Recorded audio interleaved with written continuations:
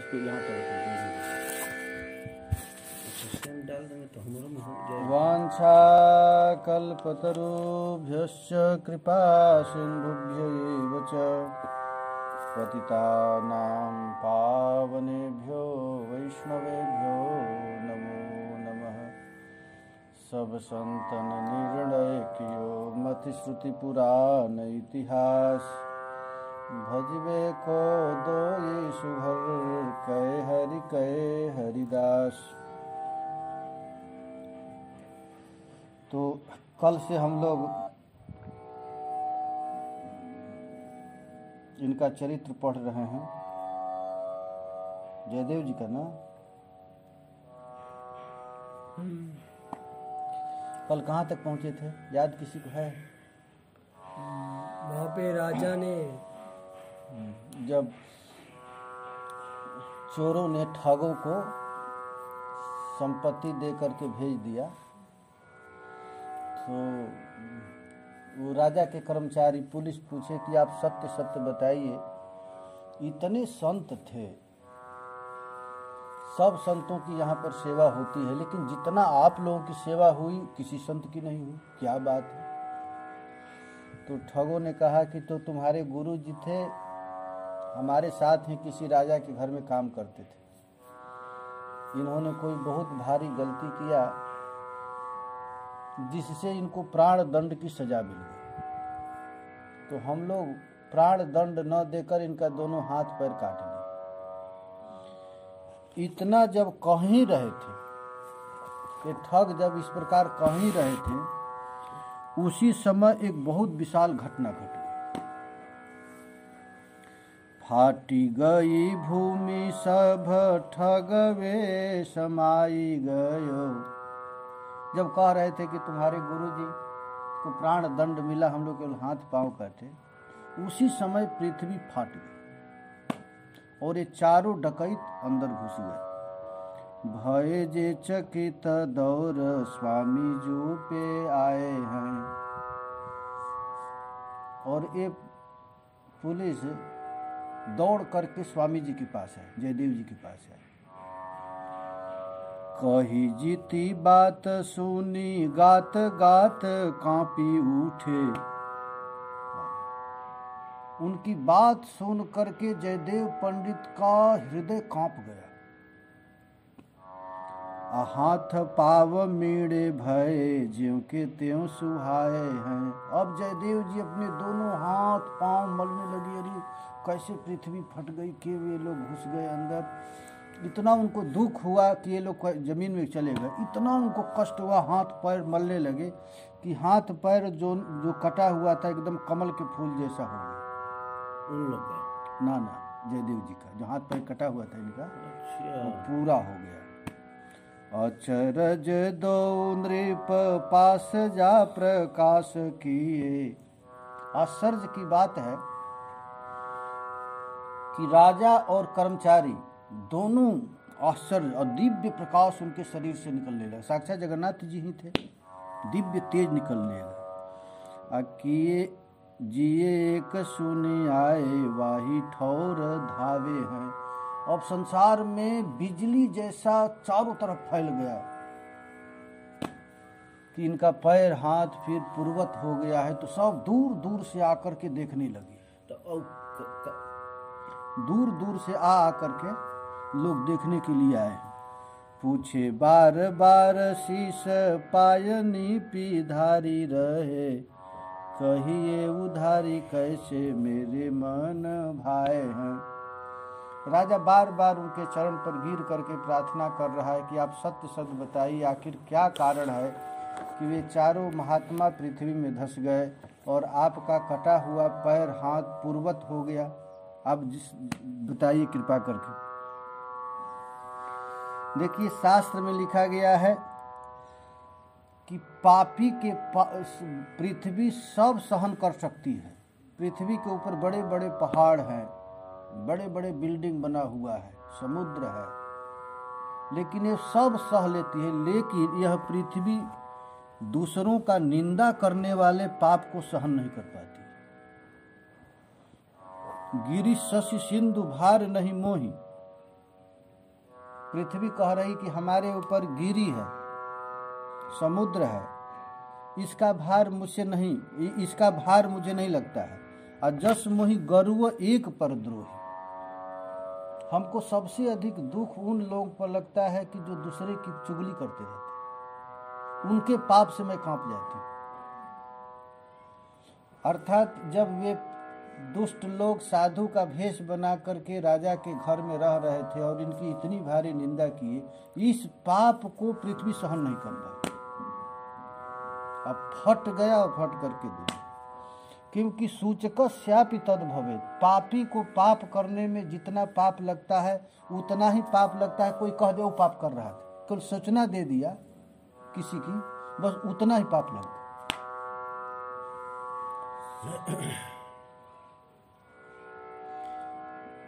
एक महात्मा कहते थे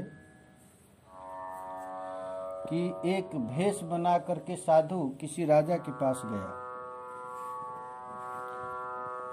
राजा के पास भीख मांगने के लिए गया, तो उसी समय घर पर जब देखा तो एक बड़ा सुंदर युवती लड़की घर से बाहर निकली, तो उसको देख करके वो साधु महाराज वहीं डट गए।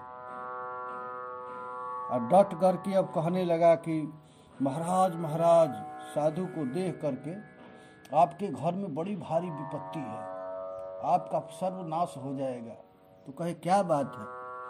तो आपकी जो ये लड़की है ना, इतनी अमंगलकारी है कि इसके रहने के कारण आपका सारा संपत्ति नष्ट हो जाए। तो क्या उपाय है?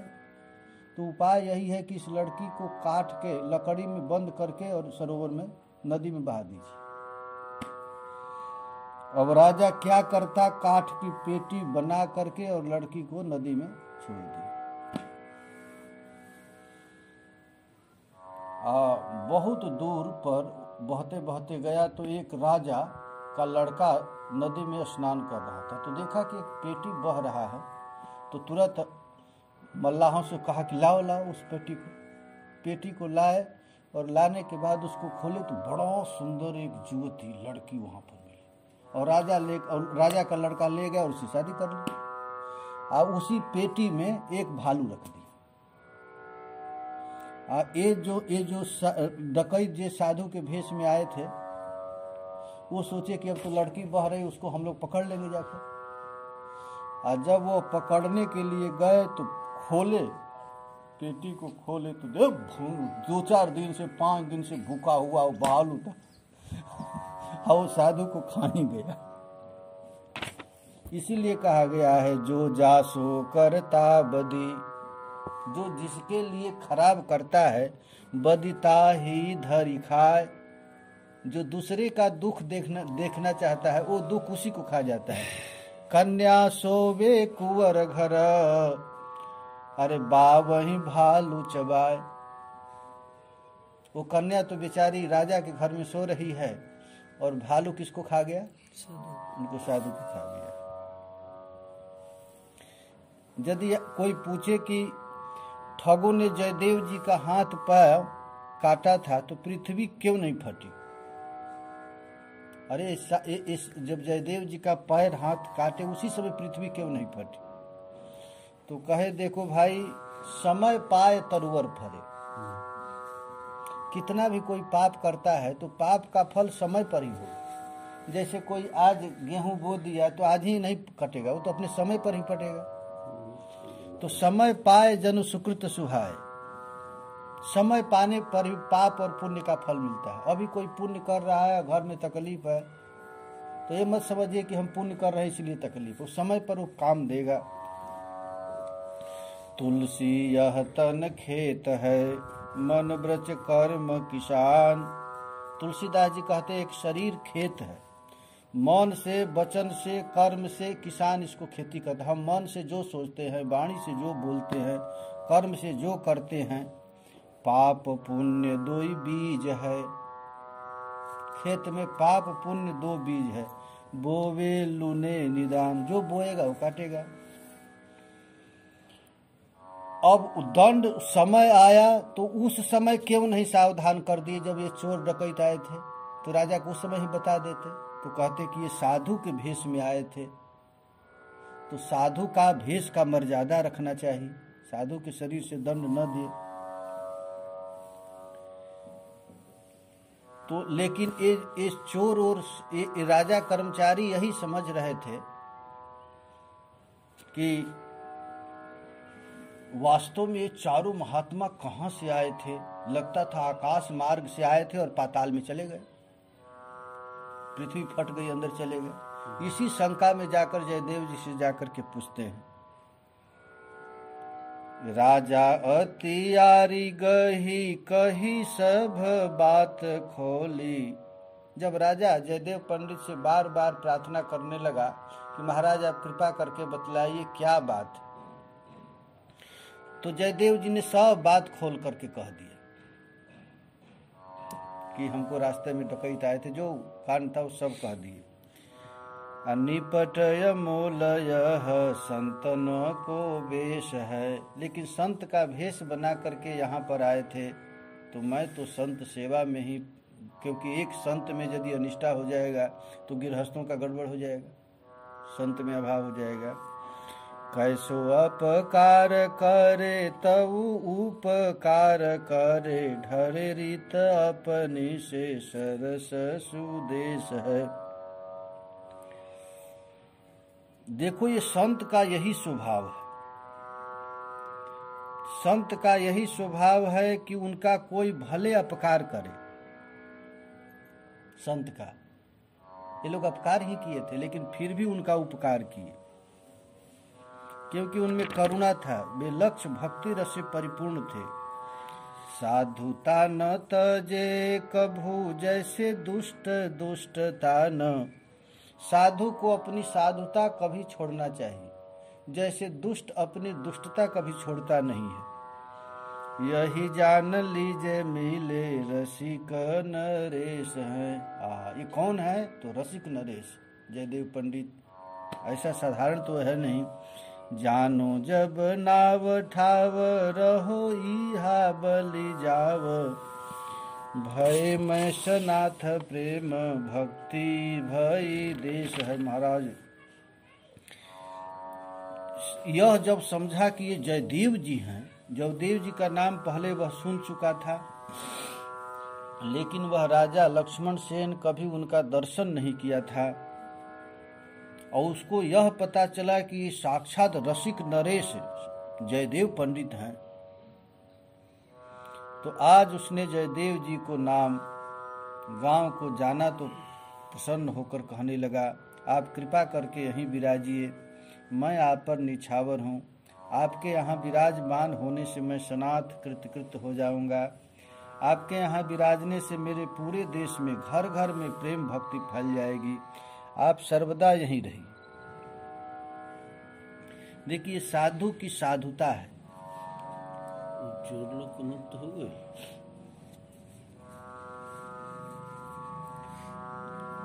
एक संत अपने शिष्यों को उपदेश दिया करते थे कि कोई कुछ भी कैसा भी अपने प्रतिकूल व्यवहार करे उसे सह लेना चाहिए। गुरु जी अपने शिष्यों को कहते थे कोई तुझको गाली दे, मारे, बेइज्जती करे, लेकिन तुम बदले में मत कुछ करना। साधु का साधुता इसी में, यदि बदले में गाली दिया तो भी तो पाप, वो गाली दिया तो मैं भी गाली दिया, ये भी तो पाप। साधु का अर्थ होता है सहना, कोई गाली दे, बेइज्जती करे, उसको सह, यही साधु का काम। उसका कुछ भी प्रतिकार न करे, भावना में भी न लाए कि वो मुझको गाली दिया था, तुरंत भूल जाए। सहिष्णुता ही साधु की शोभा है। साधु की शोभा क्या है? साधु माने जो सहन शक्ति है। तो शिष्य ने उपदेश हृदयंगम कर दिया, गुरुजी ने ऐसा कहा तो उसने अपने हृदय में धारण कर लिया गुरुदेव की बात की। तो एक बार वह नाव पर चढ़ करके जा रहा था और एक मुसलमान भी नाव पर जा रहा था।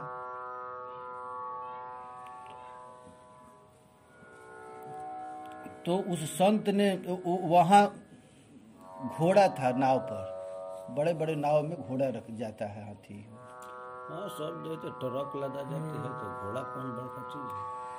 तो उस साधु को देखकर घोड़ा बिचकता था। तो उस मुसलमान ने कहा कि हट जा।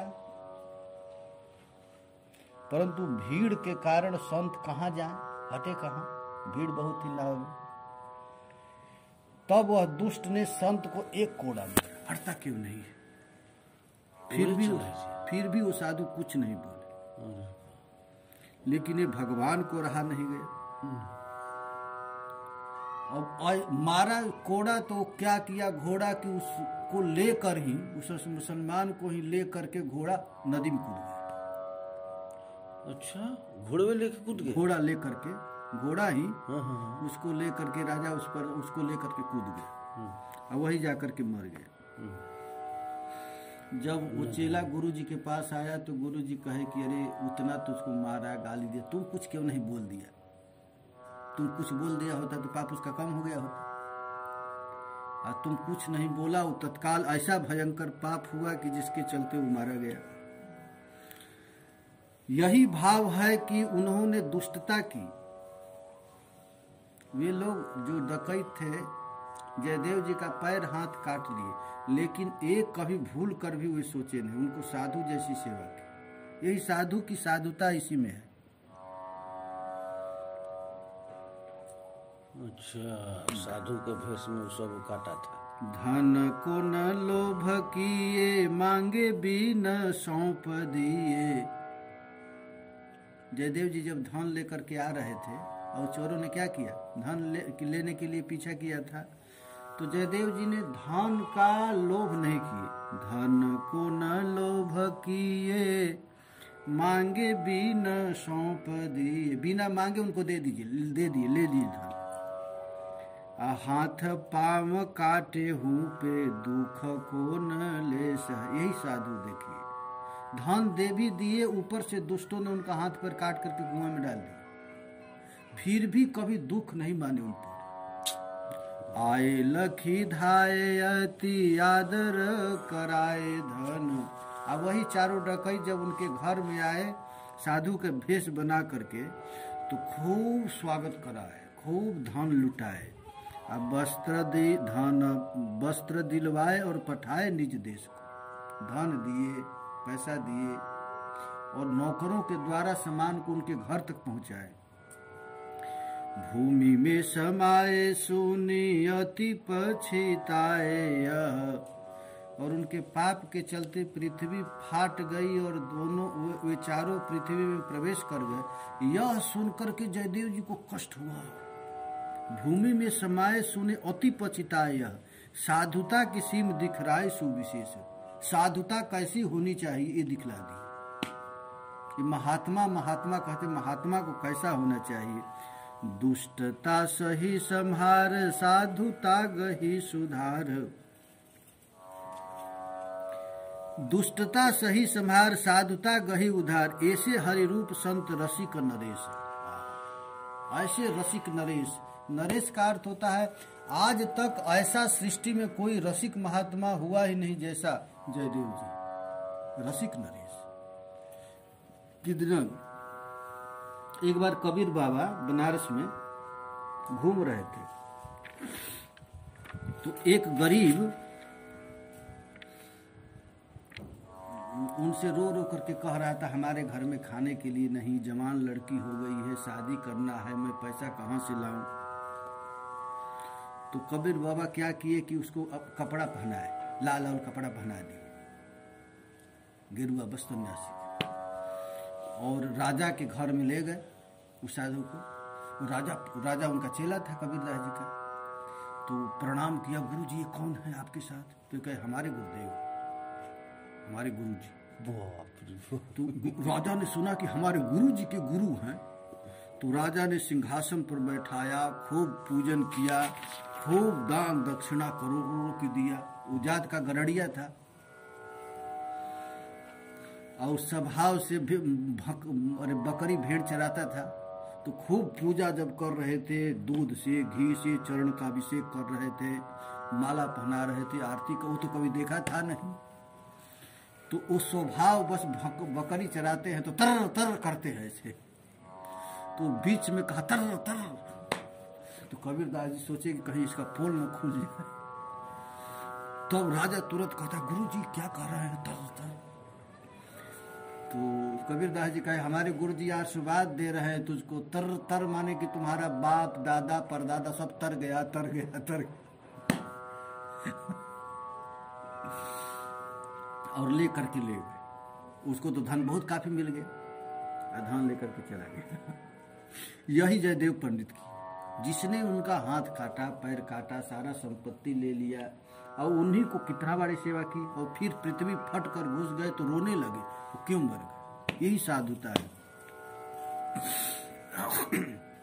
गए जालिवाय ल्याय कबीराज राज तिया, किया ले मिलाप याप रानी ढंग आई है।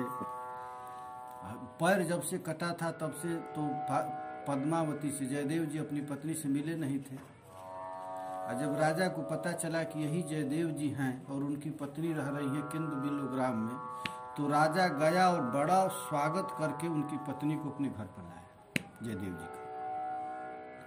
अमरो एक भाई बाको भइयो भौजाई सती, को अंग काटी को खुद परिधाई है। पद्मावती जी आ गई और पद्मावती और रानी दोनों मिल करके अब बात कर रही हैं। उसी समय राजा की पत्नी की भाई का शरीर छूट गया, तो भाई का शरीर छोड़ने से उनकी भौजाई सती हो गई।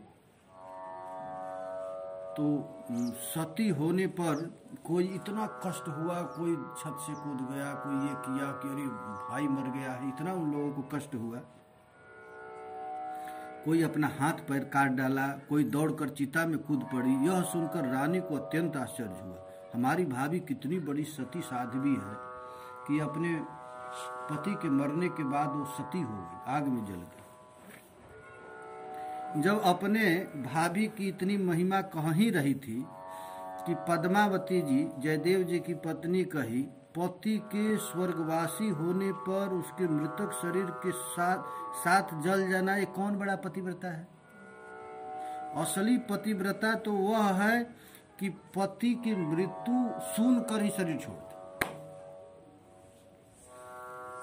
जब पूछो सच्चे प्रेम का क्या प्रमाण है, तो वह यह कि जब अपने प्रियतम के प्राण छूट जाए तो अपने आप ही प्राण उसी समय शरीर छोड़कर चला जाए। ये कौन कहा? पद्मावती जी का। मरो एक भाई बाकी भाई भौजाई सती, को अंग काटी को खुद परिधाय है। सुनत ही नृप बधु निपट अचंभो भयो, इनके न भयो फिर कही समझाई है। वो रानी सोची कि ये पद्मावती जी भी हमारे भाभी की महिमा गाएंगी कि कितनी बड़ी है, लेकिन ये तो कहे प्रीति की न रीति यह बड़ी विपरीत हो। प्रेम की तो ये रीति नहीं। क्या है भाई? तो छूटे तन जबे प्राण प्रिया प्राण छूट जाए। सच्ची पत्नी तो वही है कि पति का समाचार सुन कर ही अपना शरीर छोड़ दे। अब तो ये रानी चिढ़ गई पद्मावती जी से, और इतना चिढ़ गई कि उसी समय अपने पति से कहती है कि जयदेव जी को थोड़ा लेकर आप इधर घूमिए और किसी नौकर से कह दीजिएगा कि जयदेव जी मर गए, देखती हूँ कि ये मरती है कि नहीं। स्त्री जात है ना। तो ऐसी एक आप कही राजा सुयु बात कही, लेके जाओ बाग स्वामी ने क देखो प्रीति की। स्वामी जी अपने पति से कही कि इनको लेकर के थोड़ा जाइए और देखता हूँ इनकी कैसी पतिव्रता है। निपट बिचारी बूरी देत मेरे गरे छुरी, तिया हठ मानी करी वैसे ही प्रतीत को। वो राजा नाराज हो गया कि तू हमको ऐसी शिक्षा देती है, हमारे गुरु जी हैं और तू कहती है परीक्षा लेने के लिए। गुरु जी से ऐसे किया जाता है? तू हमारे गर्दन पर छुरी चलाना चाहती है। लेकिन महाराज वो स्त्री तो हठ कर गई कि नहीं, आपको करना ही पड़ेगा, अब परीक्षा लीजिए। एक दिन दो दिन और पत्नी ठान दी तो पति को क्या करे? भागवत में लिखा गया है कि स्त्री के कहने पर अपने गुरु को, भाई को, माता पिता को भी लोग जान से मार डालते। भागवत में नारद जी युधिष्ठिर महाराज से कहे, और जब ये हट कर ली तो आनी कहे आप उपाय, कही यही भांति आय, बैठी ढींगतिया देखी लौट गई रीति को। तब रानी कही तो अब राजा को विवश होकर के कहना करना पड़ा। जयदेव पंडित जी को ले गई, वो राजा ले गए और नौकर से जाकर के कहवाए कि जाकर के कह दो पद्मावती जी से कि उनके पति देव जयदेव जी का शरीर छूट गया। अब वो जाकर के कही तो पद्मावती जी कही कि हमको पता है हमारे पतिदेव का शरीर छूटा नहीं। अरे हम पत्नी है, सच्ची पत्नी, हमको पता है। बोली भक्त बधु आजू ओहो तो बहुत निके, तुम कहाँ औच कहीं पावत हो भीतर। जयदेव जी मर गए, यह सुन करके रानी बेहोश हो गई। रानी कौन? रानी उन राजा की। ओ कष्ट में, इतना कष्ट। तो पद्मावती जी कहे कि आप दुखी मत होइए, हमारे पति को कुछ नहीं हुआ। ऐसी कहे। वास्तव में ये सत्य है। स्त्री का यहाँ पर तुलसीदास जी कहते हैं, नारी स्वभाव सत्य कवि कहि, अवगुण 8 सदा उर रह। नारी का यह स्वभाव सत्य कवि लोग कहते हैं, स्त्रियों में 8 अवगुण हमेशा रहता है। साहस, अनृत, चपलता, माया, भय, अविवेक, अशौच, अदाया। ये कितने बड़े बड़े साधारण स्त्रियों की बात नहीं, जो देवताओं की स्त्रियां हैं उनमें भी 8 अवगुण रहता है। इन लोगों की स्त्रियों की तो कहना ही क्या। स्त्री में 8 अवगुण रहता है। साहस, आदमी से 6 गुना अधिक साहस होता है। कोई काम करना हो तो स्त्रियों को 8 गुना साहस। साहसम खड्गुणस्य। अनृत, अनृत माने पुरुष से अधिक झूठ स्त्री बोल लेती। चपलता, पुरुष से अधिक चंचलता होती है। माया, माया का अर्थ होता है कपट करना। भय, जल्दी भयभीत हो जाती। अविवेक और अशौच, गंदा रहती हैं। अदाया, उनको दया माया नहीं होता स्त्रियों। ये कहते हैं कि अवगुण 8 सदा उरहि, काम क्रोध लोभादि मद प्रबल मोह की धार, अतिन्मह अति दारुण दुखद माया रूपी नारी। कहते काम क्रोध लोभादि मद प्रबल मोह के धार। ये काम क्रोध मद लोभ ये तलवार हैं, और इनसे भी अधिक दुख देने वाली है स्त्री, माया रूपी नारी। इसीलिए भागवत में लिखा गया है, जो स्त्री रूपिणी माया से बच गया वो भगवान को पा गया।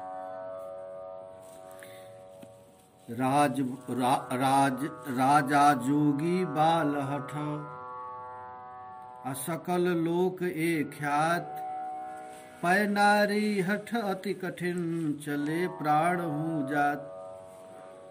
संसार में 3 हठ होता है, राजा हठ, जोगी हठ, बाल हठ। और ये सब हठ ढीला पड़ जाता है जब नारी हठ कर लेती है। पै नारी हठ अति कठिन, चले प्राण हो जात। मार जाएगी लेकिन अपना हठ नहीं छोड़ेगी। पतिसो हठ नारी करे, जो स्त्री अपने पति से हठ करती है, होए धर्म की हानि।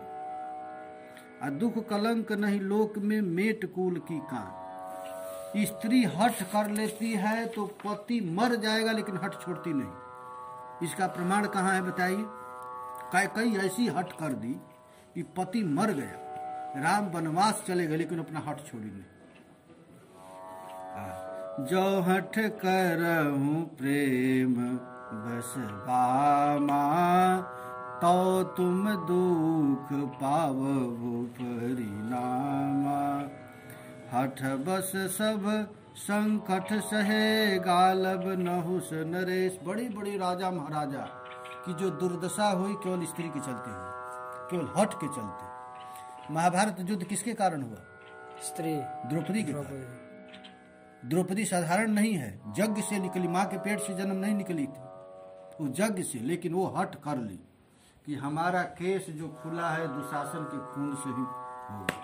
इसके लिए महाभारत युद्ध। कैकई ऐसी हट कर ली थी। कैकई क्या हट कर ली थी? वो दशरथ जी से आकर के कही थी, सुनहु प्राणपति भावत जी का, देहु एक बर भरत ही टीका। प्रण कर ली। प्रण करके दशरथ जी से कहती है कि हे पतिदेव, मैं आपसे एक भीख मांग रही हूँ। क्या भीख मांग रही हो? कि भरत जी को आप राजा बना दो। मांगहु दूसर बरकर जोरी, पुरहु नाथ मनोरथ मोर। दूसर बार मैं मांग रही हूँ, आप कृपा करके मुझे दे दीजिए। दशरथ जी चौंक गए, क्या मांगेगी? तो कहती है, तापस भेष विशेष उदासी, 14 बरिस राम बनवासी। भरत जी को राजा मांगी, ये तो ठीक है, लेकिन राम को तापस भेष क्यों मांगी और 14 वर्ष तक वन में घूमना? ये है महाराज स्त्री का हठ। देखिए, जिस हठ के कारण जयदेव जी के पंडित गुरु जी को अपना परीक्षा ले लिया। कैकई के विषय में है कि कैकई के जो पिताजी थे, वाल्मीकि रामायण में लिखा गया है कि कैकई के पिताजी थे, उनको जीव जंतुओं की भाषा आती थी।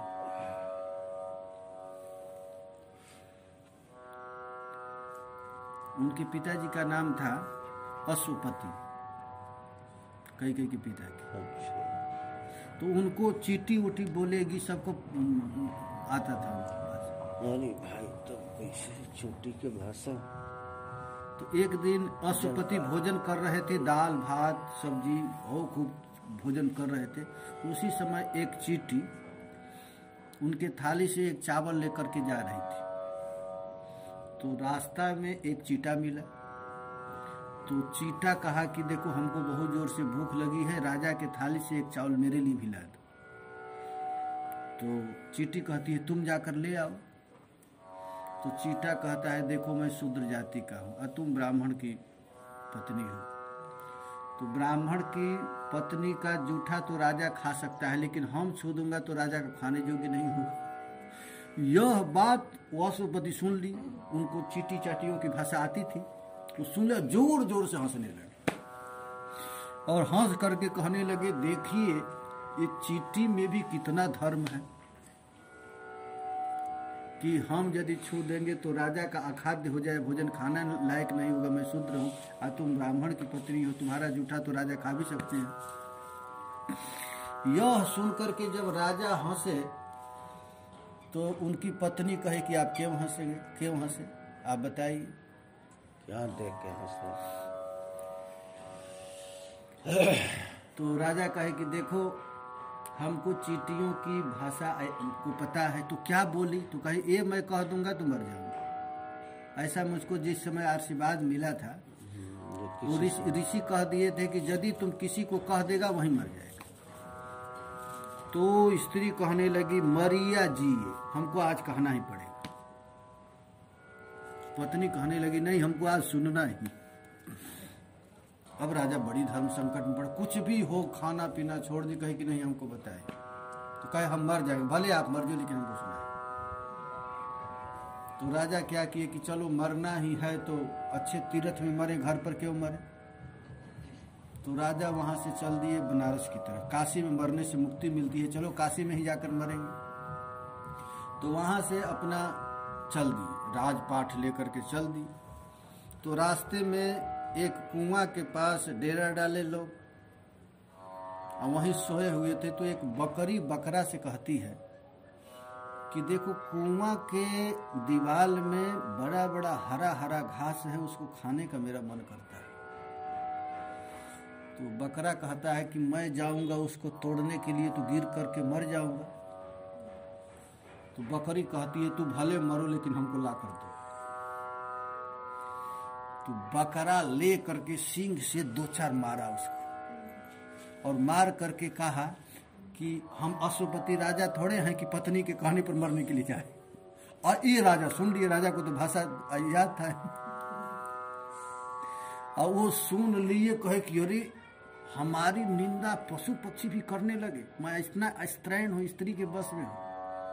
आ उठे, आ उठ को अपनी पत्नी को मारे 2 छाप और मार करके चल दिया अयोध्या की तरफ। तो पत्नी ठंडी पड़ गई, हाथ जोड़ ली। कहने का तात्पर्य है कि देखिए स्त्री के चलते कितना कितना दुर्दशा हो गया जयदेव पंडित जी का। कबीर बाबा तो स्त्रियों से इतना डरते थे कि अपने शिष्यों से कहते थे, जहाँ जरावे कामिनी तहाँ न जाऊ कबीर। जहाँ स्त्रियों को देख करके मन में तुझे विकार आता है, वहाँ कभी भूल के मत जाओ। खेह उड़े अंगन लगे दाहे सकल शरीर। शरीर, स्त्री के शरीर से जो हवा निकलता है वो भी आदमी को जला देता है। यहाँ तक कहते हैं, साधो जग कामिनी ऐसी। अरे साधु, संसार में स्त्री ऐसी होती है कि राजा रंक सभी के घर पर बागिन वह के बैठी रे। बस्ती छाड़ करे बनवासा, चाभत सूखे पाता रे। घर द्वार छोड़ करके जंगल में सूखा पाता घास फूस करके रहता है। और दाव परे तिनहू को मारे, छाती पर दे लाता है। स्त्री दाव देखती है, तो उनके भी छाती पर मारती है एक। ज्ञानी गुनी सूर वो पंडित तो परम सयाने रे। ज्ञानी गुनी सूर और पंडित बड़े सयाने होते हैं। और सूधे होए परे फांसी पर जुवती हाथ बिकाने। ये लोग भी स्त्री के बस में फांसी पर चल जाते हैं। 3 लोक मह काहू न छाड़ो, दाव दाढ़ तर मारे रे। तीनों लोक में ये स्त्री किसी को छोड़ी नहीं, सबको पकड़ पकड़ करके अब रे दाढ़ से दबा दी। हरिदास हरि सुमरन लागे, तब भगवंत उबारे रे। जब भगवान के शरण में आ गए तब बजाए। महाराज, इस प्रकार जब जयदेव पंडित को परीक्षा ली, और परीक्षा लेने के बाद उनको इतना दुख लगा। दूसरी बार, एक बार नहीं हुआ तो दूसरी बार जाकर कहे, तो जब पद्मावती जी को पता चला कि हो न हो ये परीक्षा लेना ही चाहती है, तो राजा ले करके गए जयदेव जी को और अपने नौकरों से कहे कि जाकर पद्मावती जी से कह दो जयदेव पंडित शरीर छोड़ दे। तो पद्मावती सोची कि वो परीक्षा ही लेना चाहता है, तो चलो तो तुरंत शरीर छोड़ दी पद्मावती जी। अब पद्मावती जी जब शरीर छोड़ गई तो सब लोग रोने लगे, वो गाली देने, तू क्या कर दी। ओ ये लोग बेहोश हो गए। भई लाज भारी पूनी फेरी के संवारी, दिन बीती गए को जब तब कही कीनी है। रानी की माया पद्मावती पर कुछ भी उस समय तो प्रभाव नहीं पड़ा था, लेकिन दोबारा जब कही तो परीक्षा में आप कह ही दी। जानी गई भक्त बधू चाहती परीक्षा लियो। पद्मावती जी समझ गए कि हमारी परीक्षा लेना चाहती है, तो कही आज पाए सुनी तजी देह भीनी है। तत्काल आपने शरीर छोड़ दिया। और जब छोड़ दी तो भयो मुख श्वेत रानी, राजा आए जानी यह। रानी को जब पता चला कि पद्मावती शरीर छोड़ दी तो एकदम सफेद हो गई कि अब क्या होगा। वो रोना पीटना चालू हो गया। अचिता जरुमती भई मेरी। राजा कहा कि अब पद्मावती के शरीर पर ही मैं मर जाऊंगा, और किस मुंह से दिखाऊंगा कि अपने गुरुजी का परीक्षा लिया। इतना कष्ट हुआ। भई सुधी आप को सुआवे बेगी दौड़ यहाँ, देखी मृत्यु पाय नृप कहो मेरी दीनी है। अजी स्वामी जी को प्राप्त हो गए। वैसे ही झट प्रति प्रेम पद्मावती ने को देखा तो शरीर छूट गया। इधर महाराज रोना चालू हो गया। स्त्री के चक्कर में आकर मेरी बुद्धि भ्रष्ट हो गई। राजा कहने लगे, इस पाप का प्रायश्चित यही है कि मैं जल जाऊं। राजा के जलने से मेरे लिए चिता तैयार कर ली। जयदेव जी को जब पता चला कि राजा मरने के लिए जा रहा है। राजा क्या नाम था? लक्ष्मण सेन। पद्मावती जी तब जयदेव जी आए और पद्मा राजा से कहे कि अरे चिंता मत करो, हमारी पत्नी को मैं जिला लूंगा, तुम लोग मरो मत। तब जयदेव जी ने कहा कि अब तुम्हारे जलने से ये जीवित नहीं हो सकती है, अतः तुम जलो मत। बोले नृप अजु मोही जरई बनत, अब हम किस मुंह से मैं समाज को दिखाऊंगा। राजा कहने लगा कि आप महाराज हमको जरने ही दीजिए, अब मैं जी कर क्या करूंगा। सब उपदेश लय के धूरी में मिलाए हैं, मैं आपका सब उपदेश लेकर धूल में मिला दिया। मैं स्त्री के कहने पर ऐसा परीक्षा ले लिया। कहू बहु भांति पे आवत न शांति की हो। जयदेव पंडित कितना भी समझावे लेकिन वो शांति उसको नहीं मिल रही है। अब जयदेव जी सोचे कि ये बड़ा भारी उपद्रव हो जाएगा, राजा ही मर जाएगा, पूरा संसार अब चौपट हो जाएगा। तो जयदेव जी कहे चिंता मत करो, मैं अपनी पत्नी को अब जिलाता हूँ। तो गीत गोविंद का जो अष्टपदी है गाने लगे। नहीं जात भक्ति लेस हुन आयो, करी समाधान निज ग्राम किंद्व बिल्व जैसे, कछु सुनो यह परचे लयेश है। राजा ने कहा महाराज अब मुझे जल ही जाना चाहिए, मुझसे जीवित नहीं रहा जाएगा, क्योंकि मैंने आपके सभी उपदेश को धूल में मिला दिया है। जयदेव जी ने राजा को अनेक बार समझाया, परंतु उनके मन में को कुछ भी शांति नहीं मिली। तब आपने गीत गोविंद की एक अष्टपदी गाना प्रारंभ किया। देखिए गीत गोविंद है ना, मरे को जीवित कर देता है। मैं देखा हूँ सरकार के पास एक लड़का मर गया था, लेकिन गीत गोविंद जो प्रारंभ किया, अरे कितना कितना चमत्कार सरकार किए थे मिथिला में। ये गीत गोविंद से गंगा जी को प्रकट कर दिया, भगवान प्लेट में आ गए, वो अभी तक है प्रिया प्रियता। और गीत गोविंद गाने लगते तो झरझर झरझर जल गिरने लगता था। कितना कितना आश्चर्य घटना कर किए थे ये गीत गोविंद के प्रभाव से। देखिए जयदेव पंडित भी वहाँ गीत गोविंद चालू किए। संगीत विधि के आलाप करते हुए पद्मा जी जीवित हो गई। इतने पर भी राजा लज्जा के मारे मरा जा रहा था और अपनी आत्महत्या कर लेना ही चाहता था। जीवित हो गई तब पर भी उसको दुख था कि वो हमारे चलते ऐसा ऐसा हुआ, उससे जीवित नहीं रहा जाता है। वह बार बार मन में सोचता था कि ऐसे महापुरुष का संग पाकर भी मेरे मन में भक्ति का लेश मात्र नहीं आया, अतः मुझे धिक्कार है। जयदेव जी ने समझा बुझाकर राजा को शांत किया और किंदु गुलाम को चले गए।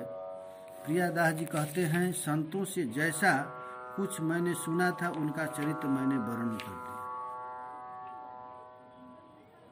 और गाए वहां पर देखिए पद्मावती जी का शरीर छूट गया तो ये पद गाए थे। बहति मलय समीरे मदन मुप निधाय, लुठति धरणि शयने बिलपति तव बहु नाम, तव बिरहे बनमाली सखी सीदती। राधा रानी जब बेहोश होकर के गिर गई हैं, प्यारे श्याम सुंदर के विरह में ऐसा लग रहा है कि मर जाएंगी। यह पद जब गाए और गाते गाते तव बिरहे बनमाली सखी सीदती, हे प्रियाजू आपके विरह में प्यारे श्याम सुंदर कष्ट को पा रहे हैं। और जब वह पद पूरा हुआ कि पद्मावती जी उठकर बैठ गई जो मरी हुई थी। इसीलिए शास्त्र में कहा गया है उपदेश उसी को देना चाहिए जो समझे।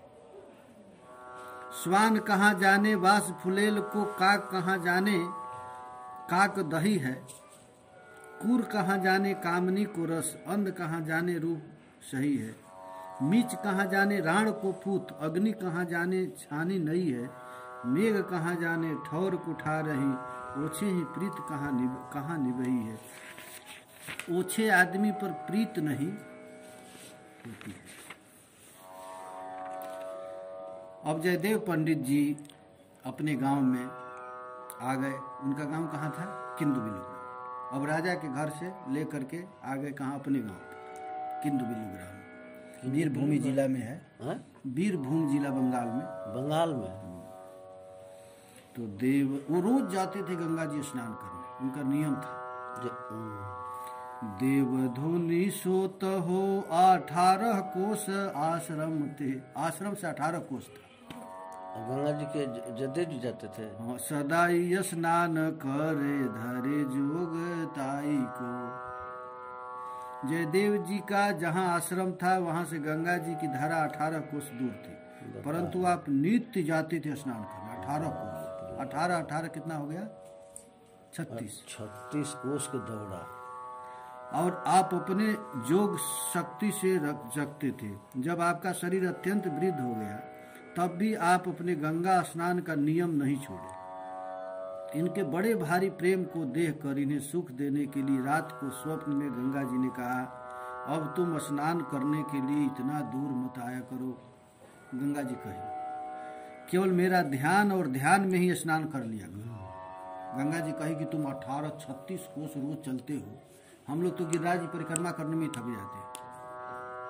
अब ये 36 कोस रोज जाना और स्नान करके आना। 18 तो गंगा जी देखी इनकी परिश्रम को, तो कही कि तुम अब वृद्ध हो गए हो, तुम वहीं ध्यान करके स्नान कर लेना, इसी से फल मिल जाए। धारा में जाकर स्नान करने का हठ मत करो। जयदेव जी से इसने आज्ञा स्वीकार नहीं किया, कहा कि ना, जब तक शरीर रहेगा मैं जाऊंगा स्नान करने के लिए। तब फिर गंगा जी ने स्वप्न कहा, तुम नहीं मानते हो तो मैं ही तुम्हारे आश्रम के निकट सरोवर में आ जाऊंगा। हम लोग गए थे सरकार के साथ दर्शन करने, वो गंगा, उसका नाम है जयदेवी गंगा। जयदेव जी गंगा जी प्रकट कर दिए थे। तब आपने कहा, मैं कैसे विश्वास करूंगा कि आप आ गई? तो गंगा जी ने कहा, जब आश्रम के समीप जलाशय में कमल खिले देखना तो विश्वास करना कि मैं आ गई। ऐसा ही हुआ। खिले हुए कमल को देखकर जयदेव जी ने वहीं स्नान करना प्रारंभ किया। अब भी लोग जयदेव गंगा में स्नान करते हैं। हम लोग किंदु बिल्लु ग्राम गए थे तो सरकार रात भर गीत गोविंद का पाठ किए और पाठ करके गए जयदेव गंगा में स्नान करने के लिए। सोने नहीं दिया हम लोगों को। और फिर वहां से निकल गए। हमको कहे सरकार कि देखो हम लोग 15-20 आदमी हैं, यहाँ तो कोई कहाँ खाएंगे हम लोग। के हरिबोल जी बोल रहे थे दिन भर बुकनी बुकाया। तो हम लोग 2 दिन से खाए नहीं थे। रात में हम लोगों को सोने नहीं दिए और सुबह उठते ही भूख लगी तो हमको कहे कि जाओ कहीं मधुकरी करके आओ। तो एक आश्रम था, हमको पता ही नहीं था, उस आश्रम के साधुओं से कहे तो सब सामान लेकर मैं खिचड़ी बनाया। सरकार को पता चला ये सन्यासियों का अन्न है तो छोड़कर भागे। सन्यासी का अन्न वैष्णव लोग खाते नहीं। कह रही लोग तो कुछ मानते नहीं, मूर्ति से छोड़ अब बना हुआ खिचड़ी को फेंकवा दिए। फिर गए तो मोरी कहीं मांग करके